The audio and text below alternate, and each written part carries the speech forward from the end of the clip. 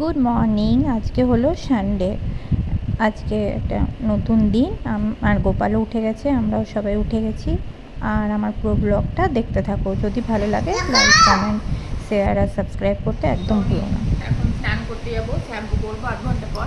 আমি অয়েলটা ইউজ করছি, প্লেন নর্মাল কোকোনাট অয়েল।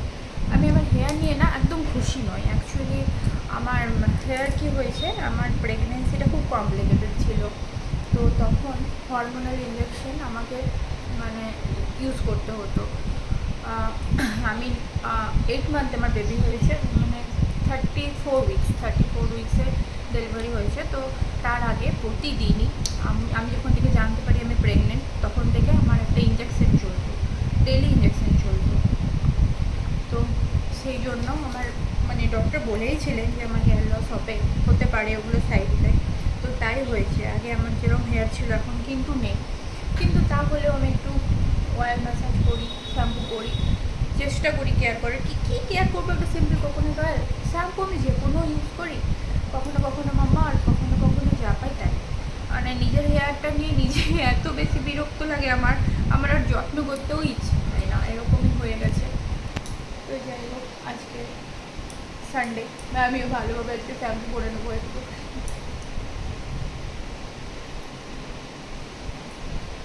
আর সবাই বলো তো আমাকে, যদি হেয়ার লসের কোনো টিপস জানো যে কীভাবে রিগ্রোথ হয়, তাহলে আমিও একটু করবো। আমার না একটু অ্যালোপেশিয়া সমস্যা দেখা দিয়েছে। এই দেখো, যদি কারো কাছে কোনো থাকে নলেজ ও ব্যাপারে, কমেন্টে প্লিজ জানিও।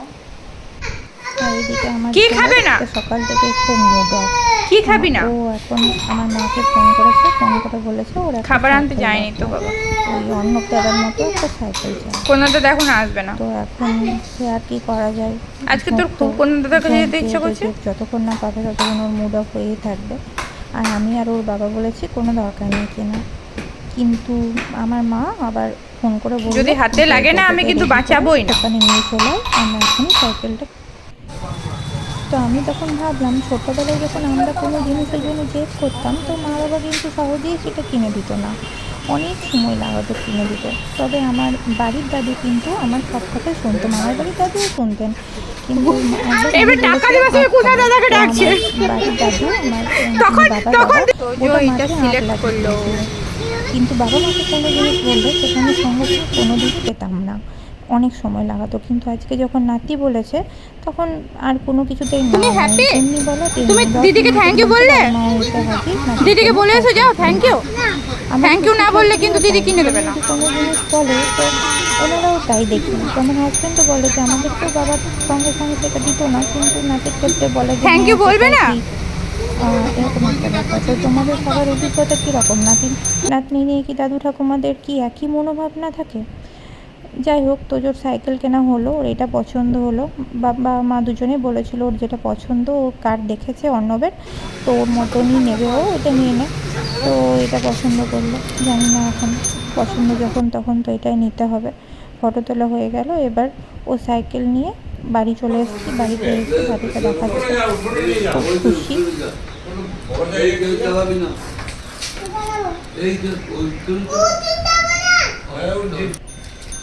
এই যে আমাদের এটা বাড়ির বাইরের রাস্তা, এখানে এই পাশে না, কুমির তোমারটা আছে, ভালো। ওই জন্য আমার খুব ভয় লাগে তোজোকে ছাড়তে।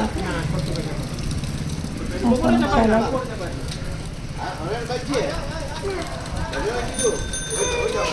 আমারও ততক্ষণে স্নান হয়ে গেছে। স্নান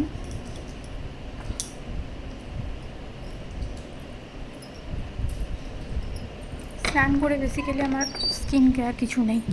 অ্যাকচুয়ালি আমার সময় নেই বেশি। আমি স্কিন কেয়ার এখন সারাদিনে একবারই করতে পারি, সেটা হচ্ছে রাতে।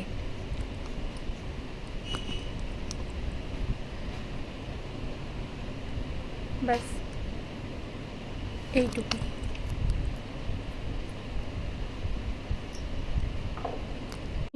এটা হলো আমাদের ঠাকুর ঘর। তো আমার শ্বশুর বাড়িতে কুলো দেবতা হলেন মা তারা। শুনেছি আমার হাজব্যান্ডের দাদু, উনি নাকি তান্ত্রিক ছিলেন, উনি সাধনা করতেন। এই হলো ত্রিশূল। তো আমাদের শ্বশুরবাড়িতে মার্চ এপ্রিল এই সময় করে একটা তারা মায়ের পুজো হয় প্রতি বছরই। সেটা নদীর ধারে একটা মাঠে, কোনো এক সময় আমি শেয়ার করব। তোমাদের সাথে। এটা হলো আমাদের ঠাকুর ঘর। সব ঠাকুরই আছে, কিন্তু মা তারার এই ত্রিশূলটা আমার হাজব্যান্ডের দাদুর এই ত্রিশূলটাই রাখতো মন্দিরে।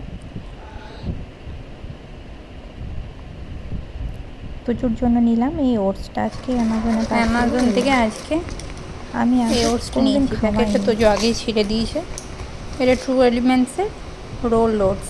আমি আগে কেলগস ওটসটাই তোজোকে দিতাম, তো এখন একটু পেটের প্রবলেমের জন্য এই রোল ওটসটা নিয়েছি। জানি না কেমন হবে, যারা ইউজ করেছো আমাকে বলবে। আমি ফার্স্ট টাইম আমি কেলগ ওটসই ইউজ করি, কেলগসের।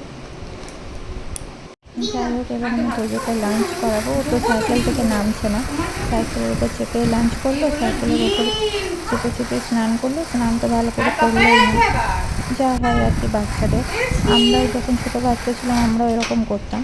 তো একটা অবাক কাণ্ড হলো আজকে।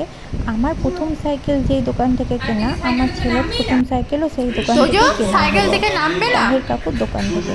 ওখানে আমার জীবনের প্রথম সাইকেলটা আমার দাদু আমাকে কিনে দিয়েছিল। আজকে তোজোর ক্ষেত্রেও সেটাই হলো। সারা দুপুর ঘুম নাই গো। তো আমার ঘরের সিচুয়েশন সবাই দেখো কি অবস্থা। বারান্দা, এটা এই হলো আমার ঘরের অবস্থা। এটা তোজোরই খেলনা। আমি এগুলো গুটিয়ে গুটিয়ে রাখি আর বের করে ঘর আমার ভালোই আর লাগে, অনেক বাচ্চা থাকলে একটু অগোছালো ঘর। ওই দিকে তুলে রেখেছি। এবার আমরা ঘুমিয়ে নিয়েছিলাম, বিকেল হয়ে গেছে। আমি রেস্ট করেছিলাম, তোজো একদমই রেস্ট করেনি। এবার আমরা যাব তোজোরই আবদারে জেদ মেটাতে এক জায়গা। দেখো তোমরাও চলো, কোথায় যাবো দেখতে থাকো। বাবার কাছে জুতোটা পড়ছে, পরে নে। সারা দুপুরটা সাইকেলে চেপে বসেছিল, নামেই নেই। এখন তারপরে বিকালবেলা বলছে আমি ভীমগড় যাবো। ওর দাদুর কাছে গল্প শুনেছে ভীমগড়ে ঘোড়া আছে, সেখানে এটা ঘোড়ার গাড়ি। চলে এসেছি আমরা। আর চেয়ার চাই না গো, যাই কাকুতে বাড়ি, যাই তো চেয়ার চাই না। জায়ের কাকুর আন্তরিকতা। বাবা বলছিল নিয়ে আসতে, আমি ভাবলাম যে আমি ওকে নিয়ে আসি, আর নিয়ে চলে এলাম। তো ঘোড়াগুলো কোথায় রাখো? তিনি খুব ক্লোজ।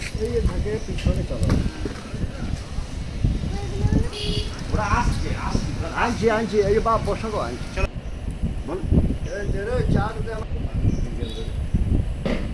সেই আমি বলছিলাম ইয়েকে আমাদের যাদের যে নাম্বার তোমার ছিল না আমার কাছে।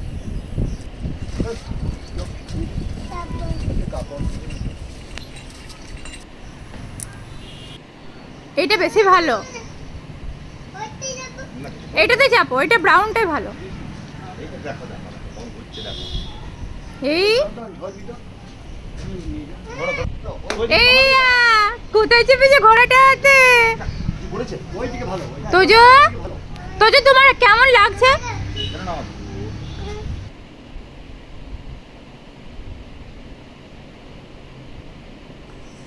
ধরবে তুমি, আমি তো দূরে তুমি কায়দা করে থাকো, যখন পড়ে যাও আর হাঁটাও না।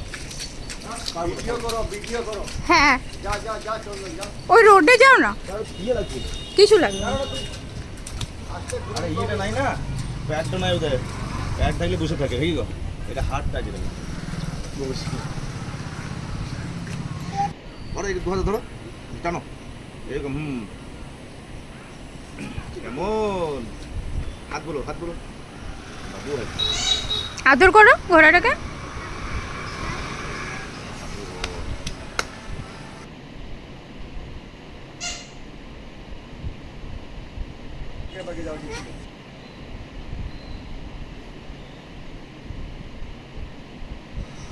আর এত ভালো লোক হবে কি যে দানি লোক হবে। বলে দাও, বলো আরেকবার বলে দাও। কি কি কি জন্য দিচ্ছ বলো, কি জন্য দিচ্ছ, কি জন্য দিচ্ছ বলো একবার, বলো বলো। বলে চাপো, বলে চাপো। এটা কে বলো তো? এটা লায়ের মতনই, এটা লায়ের মতনই। তোমার এটা ঠাম কি আনবে, ওটা কি আনবে? কে খাবে বিস্কুটটা? কে খাবে?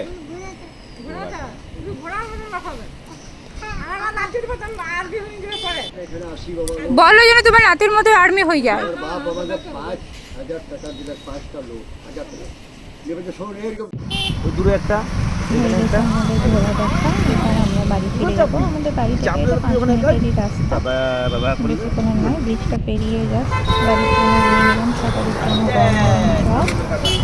তারপর আমরা চলে এসেছি বাড়ি, মুড়ি টুড়ি খেয়ে এবার তোজোর জন্য খিচুড়ি বানাচ্ছি।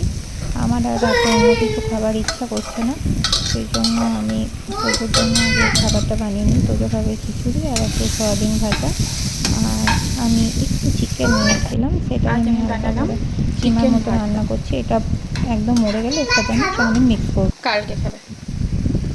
হ্যাঁ, আমি চাউমিন মিক্স করে নেবো। হ্যাঁ, আমি আজকে ওই চাউমিনটাই খাবো।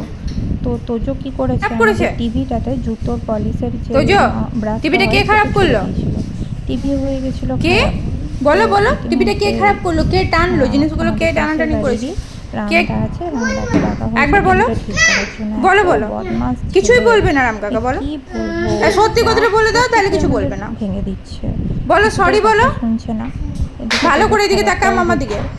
বলো সরি, আর টিভি খারাপ কিন্তু করবো এখন না। আর বলবে না যে ওই বলো। কাজটা করেছে। এত বদমাশ। ঠিক আছে, চলো, গুড নাইট, সুইট ড্রিম, তোমরাও শুয়ে পড়ো।